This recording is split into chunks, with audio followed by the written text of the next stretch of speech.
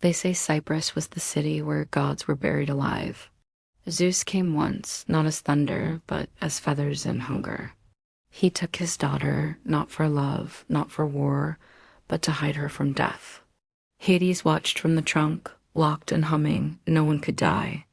And the eagle circled, waiting for the world to forget.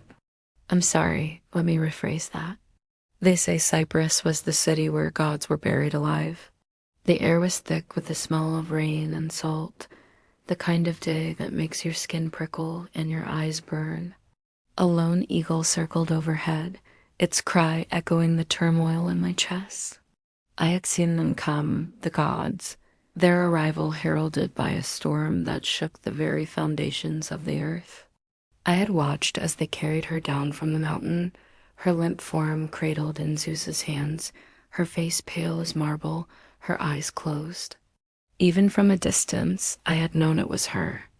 Even without the power of prophecy, I could feel the weight of her sorrow, the echo of her pain. He had come for her, not as thunder, but as feathers. He had taken her not for love, not for war, but to hide her from death. I had seen the way her body tensed at his touch, how her eyes, even in her sleep, had sought his gaze. I knew then that she was more than just a daughter to him. She was a part of him, a piece of his soul.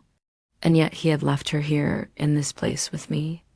And I, who was nothing but dust and bone, had become her keeper, her protector.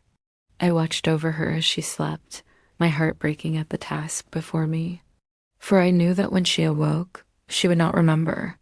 She would not remember the love that bound her to her father, the laughter that echoed through the halls of Olympus, the warmth of the sun on her skin as she danced among the clouds. For in this place, memories were lost and time stood still.